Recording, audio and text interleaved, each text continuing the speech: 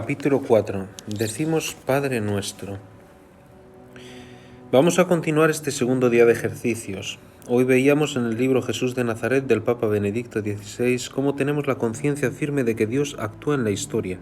Por lo tanto, nosotros no tenemos esta concepción materialista que considera que el hombre es el único que puede actuar en la historia, sino que sabemos que la historia de la humanidad y en nuestra historia particular, en cada una de las nuestras, Dios está actuante.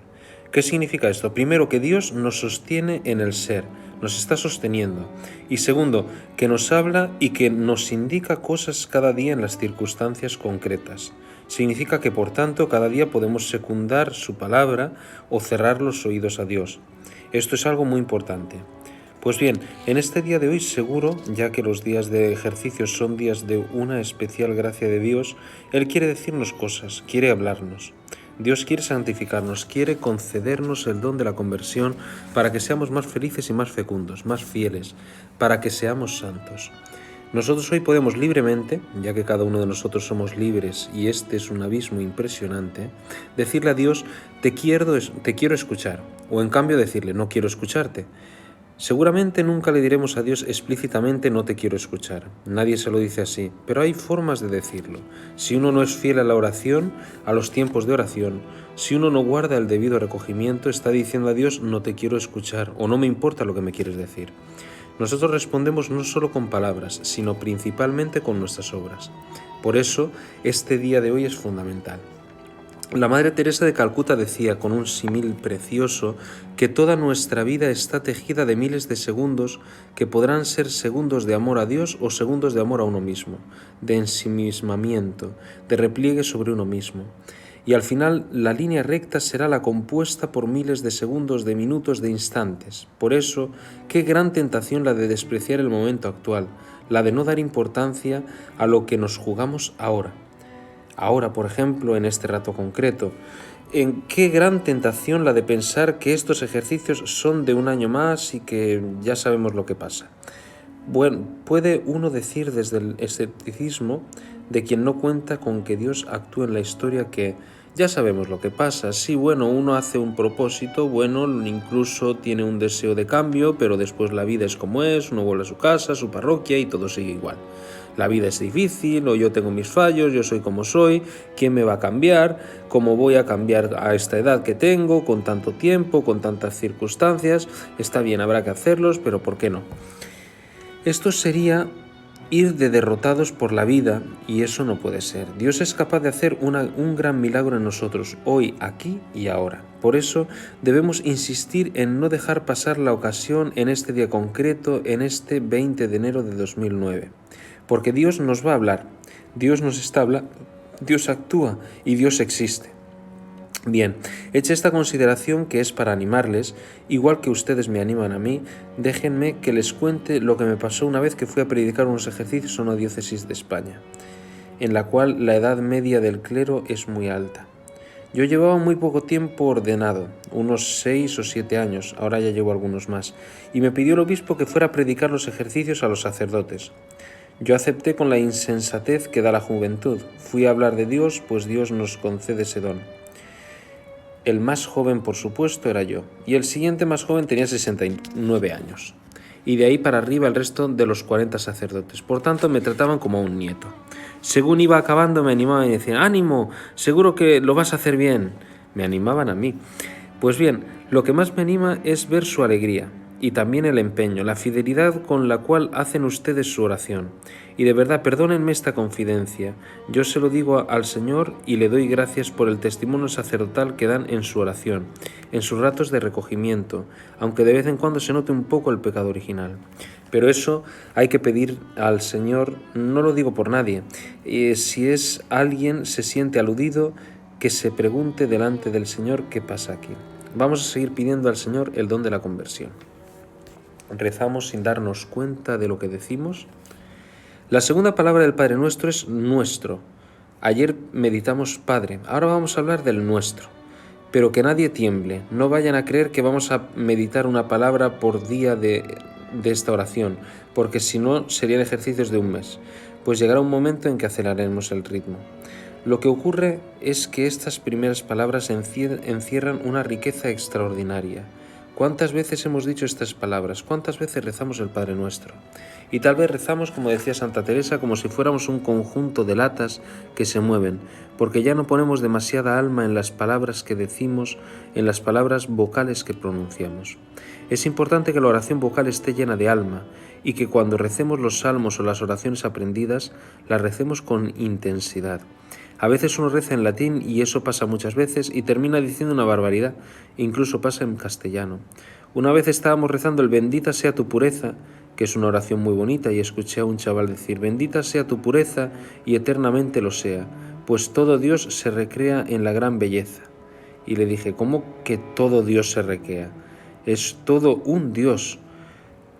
Y le comenté que hay que aprenderse las cosas bien y saber lo que uno dice. Le pregunté si sabía los mandamientos, me respondió que sí, pero se los sabía desordenados. Y dije yo, vaya hombre, mala cosa, venga, dímelos. Y empezó lo de no mentirás, lo de amarás a Dios, lo de no matarás ni a tu padre ni a tu madre. Y yo le dije, hombre, sí, ni a tu madre ni a tu padre, ni a nadie más. En fin, nuestro, hemos sido hechos Cristo. El Padre Nuestro lo rezamos tantas veces y con tanta costumbre, que en ocasiones no ponemos el alma en lo que se dice. Vamos hoy a tratar de poner el alma en la palabra nuestro. Esta palabra encierra todo un tratado de teología, de vida espiritual y de vida sacerdotal. Esta palabra, nos lo explica San Agustín, nos debe remitir en primer lugar a la posesión que Dios tiene de nosotros. Yo puedo decirle a Dios que es mío, ese Dios mío que decimos muchas veces, porque Dios me ha dicho a mí, hijo mío, porque yo soy posesión suya. Tú serás mi pueblo. Fue una de las promesas que hizo Dios. Vosotros seréis mi pueblo y yo seré vuestro Dios. Jeremías 30:22. Por tanto, somos posesión de Dios, soy de Dios, no nos pertenecemos, no somos quienes para decidir sobre lo que significa nuestra vida, sobre el sentido de nuestra vida. Soy de Dios, o sea que Dios nos ha hecho ya. Tú eres mío, hijo mío, eres tú y eres mío. Somos de Dios, somos posesión suya, no nos pertenecemos. Todo nuestro ser, nuestro tiempo, nuestra voluntad, nuestra libertad, nuestro cuerpo, todo es de Dios. Por tanto, esta es la primera cuestión, pero no es a esto a lo que fundamentalmente o más directamente se refiere la palabra nuestro. Porque aquí queremos principalmente hacer referencia al plural. Podría haber dicho, Padre mío que estás en el cielo, pero no, decimos Padre nuestro. ¿Y por qué nuestro? Esto nos lo enseñó Cristo. Él nos ha enseñado a decir Padre nuestro. Dice Santo Tomás que evidentemente esto hace referencia a la unidad del cuerpo de Cristo. ¿Quién es el Hijo de Dios? Cristo. Él es el Hijo. ¿Y yo qué soy? Pues hijo en el Hijo. Cada uno de nosotros somos hijos en el Hijo, hijos en Cristo, porque estamos bautizados. Por ese motivo, cuando hemos sido revestidos de Cristo, yo puedo llamar a Dios Padre, de tal modo que yo digo Padre unido a Cristo, unido a Él, y unido al resto del cuerpo de Cristo, que es toda la Iglesia. Por eso, esta oración se convierte en una oración profundamente eclesial, donde quien reza es el Cristo total, como dice San Agustín, el Cristo total. Esta expresión tan bella la hemos escuchado muchas veces, Christus totus. Felicitémonos y demos gracias por lo que hemos llegado a ser, no solamente cristianos, sino el propio Cristo. Hermanos, esta frase es para echarse a temblar de lo impresionante que es, dice San Agustín, comentando el Evangelio de San Juan. Felicitémonos y demos gracias por lo que hemos llegado a ser, no solo cristianos, no solo discípulos de Cristo, sino Cristo mismo. ¿Comprendéis, hermanos, la gracia de Dios nos ha hecho al darnos a Cristo como cabeza? Somos el cuerpo y Cristo es la cabeza.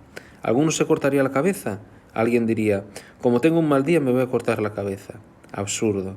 Entonces, ¿por qué nosotros a veces queremos quitar de nuestra vida la cabeza, que es Cristo? ¿Por qué queremos vivir ajenos a Él? Vivir no en comunión, sino en separación con Cristo. Y dice San Agustín, admiraos y regocijaos, hemos sido hechos Cristo. En efecto, ya que Él es la cabeza y nosotros somos los miembros, el hombre todo entero es Él y nosotros. Esto es impresionante. Yo ya no me puedo entender sin Cristo. Y añade que la plenitud de Cristo es, pues, la cabeza y los miembros. ¿Y qué quiere decir la cabeza y los miembros? Pues como dice San Agustín, la cabeza y los miembros son Cristo y la Iglesia. Mirad, hermanos, no podemos entendernos a nosotros mismos sin Cristo y la Iglesia. Es imposible. De tal modo que cuando decimos nuestro, estamos diciendo mi filiación divina es inseparable de tener a Cristo como cabeza y a la Iglesia como parte de mi cuerpo. Es decir, que la oración del Padre Nuestro, insisto, es profundamente eclesial. Somos hijos de la Iglesia, somos miembros de Cristo en la Iglesia, de tal modo que ahora lo veremos. Al decir la palabra nuestro, estamos diciéndole al Señor, Señor, quiero vivir en comunión contigo, es decir, en comunión con Cristo, es decir, en comunión con la Iglesia. Si no, hermanos, mentimos cuando decimos el Padre Nuestro, si no hacemos flatus vocis, palabras huecas. Yo no me imagino a alguien declarándose a su novia con un ramo de flores marchito y mirando para otro lado diciéndole, sí, creo que te quiero bastante. Esto sería absurdo.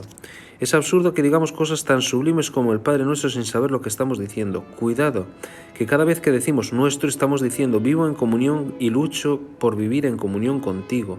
Dios es mío, Dios mío. Es decir, con Cristo, es decir, con la Iglesia. Todo esto lo explica San Agustín bellísimamente. Es bonito ver cómo San Agustín va haciendo este discurso y de pronto dice, por tanto, tú ya no puedes entenderte sin Cristo y sin la Iglesia. Ya no eres nada sin Cristo y sin la Iglesia.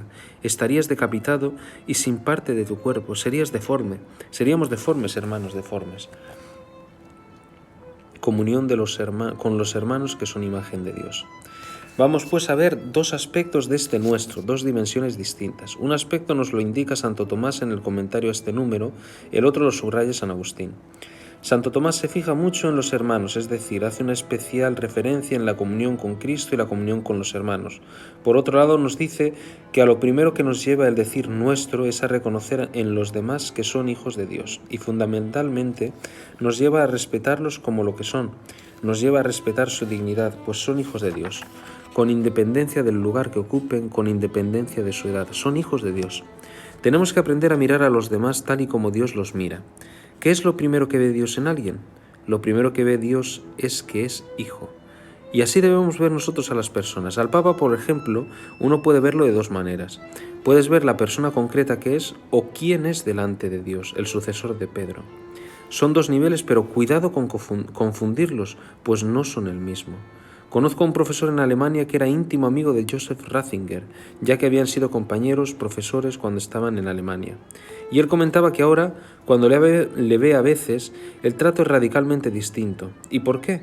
Pues porque, como él explica, aunque sea mi amigo, ahora es el sucesor de Pedro, y yo tengo que ver en él lo más sublime y elevado suyo, lo que Dios ve en él, que es ser hijo de Dios, pero también ser el sucesor de Pedro. Igual sucede entre nosotros, tenemos que poder reconocernos como amigos, pero sobre todo que reconozcamos en el otro que es hijo de Dios, que es sacerdote de Jesucristo. Por tanto, es muy importante ver en el otro lo que es delante de Dios, elegido, ungido. Por eso en la palabra nuestro reconocemos la vinculación de nuestros hermanos con Dios. Esto es lo primero que reconocemos y ello nos lleva, nos dice Santo Tomás, a tenerles respeto. En el libro de Malaquías, por ejemplo, leemos, ¿por qué desprecia cada uno de vosotros a su hermano? ¿No es un solo Dios el que nos ha creado? ¿Por qué desprecia cada uno de vosotros? Como diciendo, pero si lo más importante que hay en el otro es lo que tiene que ver con Dios, la imagen de Dios que hay en él. En toda criatura estalla la imagen de Dios. Santo Tomás distingue entre vestigio e imagen. En toda criatura material hay vestigios de Dios, pero no hay imagen. En la criatura humana hay imagen de Dios. Estamos hechos a su imagen. Pero es que en algunos esa imagen se ve cualificadamente configurada con Cristo, de tal modo que estamos hechos a imagen e incluso de Cristo sacerdote. De ahí que debemos respetarnos como sacerdotes y evitar la maledicencia, la difamación y la murmuración, porque eso es una falta de respeto a Dios y a la imagen de Dios en el otro. Tenemos que tener mirada de fe, no mirada puramente humana. Es tan fácil olvidarse de esto, ¿verdad? Yo lo digo por mí, es muy fácil olvidarse de esto. Lo mismo nos sucede con toda la Iglesia, con cada uno, con el lugar y el puesto, con la misión que ocupa. Es muy importante que nos demos cuenta de ello, porque eso, hermanos, tiene que ver con la palabra nuestro. Amar al otro y respetar su dignidad. Así es que, en primer lugar, y como dice Santo Tomás, es fundamental darnos cuenta de que somos hijos de Dios, porque ello nos lleva a esperar al otro en la dignidad que tiene. Y en segundo lugar, nos lleva a amarles. ¿Por qué? Pues porque amo a Dios en ellos. Fíjense que son dos cosas muy importantes, respetarles y amarles. Hay veces que nos puede costar amar, pero hay un estadio anterior, el respeto. Respeto y amor. ¿Por qué amor? Pues porque ya lo dice el Señor, porque no digáis que amáis a Dios al que no veis, sino amáis a vuestro hermano a quien veis. No nos engañemos. Si no amamos a nuestro hermano a quien vemos, ¿cómo vamos a decir que amamos a Dios a quien no vemos? Cristo nos lo ha dicho. Por tanto, en primer lugar, subrayemos este aspecto tan importante del nosotros, la relación con mis hermanos, pero viendo en ellos su vinculación a Cristo. Qué preciosidad esto, su vinculación a Cristo. Si no, ¿qué pasaría? Que nos utilizaríamos unos a otros para nuestros propios fines. Los demás son solo medios para conseguir mi fin. Hay un texto impresionante por terriblemente explícito de Nietzsche cuando habla de la dignidad de los hombres, de la igualdad entre los hombres, en el que dice textualmente: igualdad, dignidad, ja, ja, ja, eso no existe, solo existe un hombre digno, el superhombre. Esta es la visión del ateo. El libro lo tuvo de cabecera Hitler durante mucho tiempo. ¿A qué lleva? A destruir al otro, porque no vemos en él dignidad alguna. Cuidado, nosotros decimos que no somos Hitler. Y es verdad, no somos Hitler, pero hay muchos modos de no respetar la dignidad de nuestros hermanos, no tratarlos como hijos de Dios, no querer en ellos la santidad o no respetarlos por lo que son delante de Dios. Y es que, quitando a Dios, el hombre desaparece. Quitando a Dios de nuestra vida, nosotros desaparecemos como hombres. Esta es la misma experiencia de Nietzsche después de haber matado a Dios.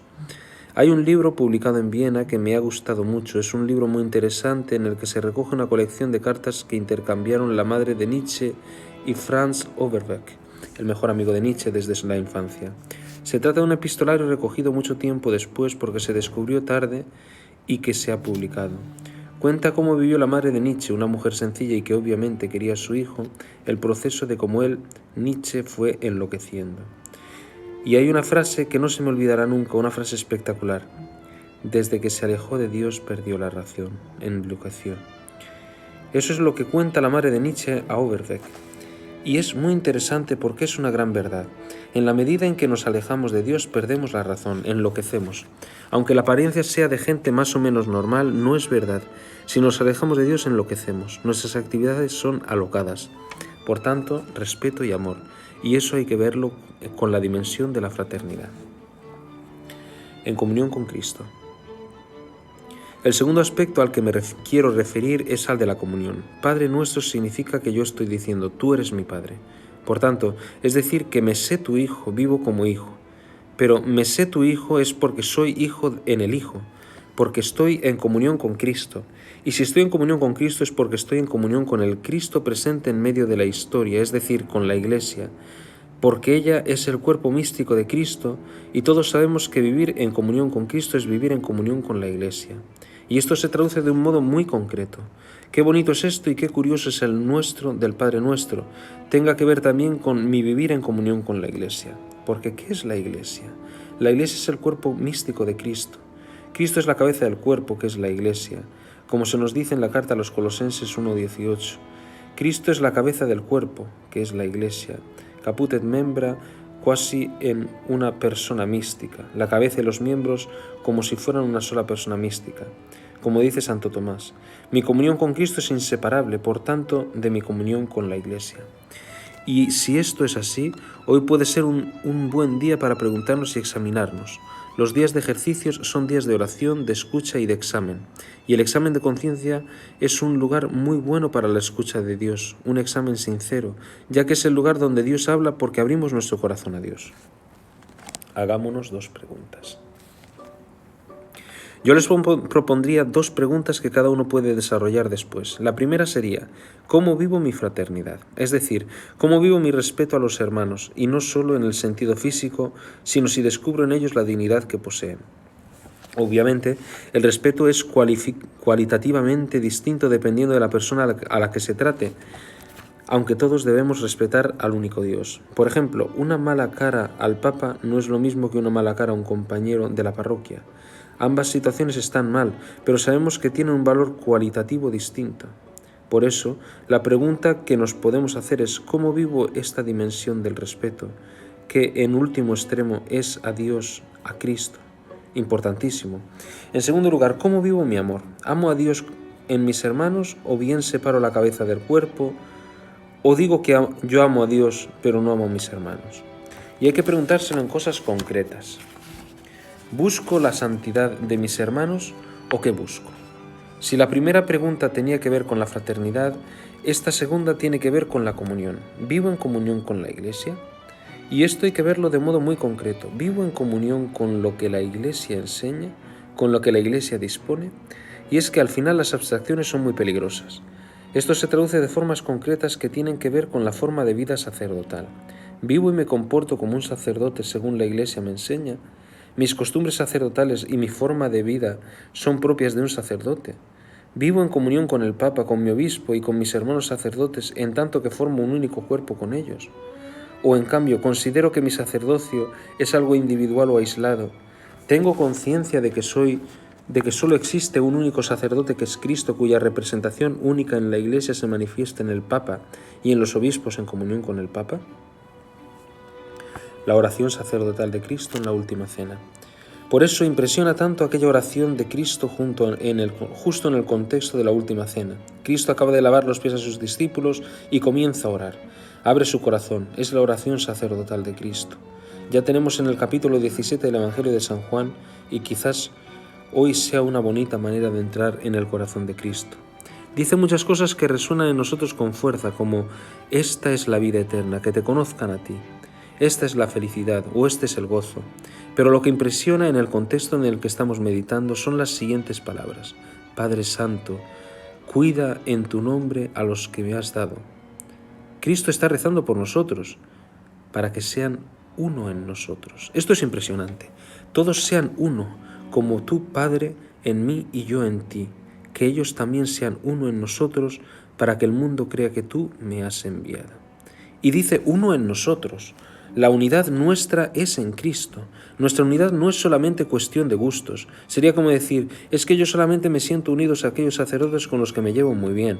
O decir, con este papa sí, porque me cae bien, porque es alemán, pero el anterior no porque era polaco. Y si el próximo es rumano lo tendré complicado, pero si es italiano quizás mejor. Pero si es que eso en realidad nada tiene que ver. Es muy bonito el momento en el que en la plaza de San Pedro el cardenal Camarlengo anuncia Habemus Papam. La gente aplaude, pero ¿a quién? Si no lo conocen todavía.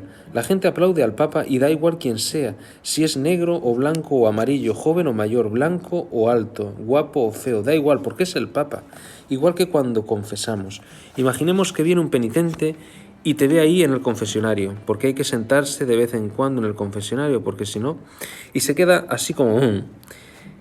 Una vez fui a la parroquia de un compañero mío y le pregunté si tenía confesionario. Me dijo que sí. Y cuando le pregunté dónde estaba, me contestó que no lo sabía porque estaba lleno de escobas. Era un almacén.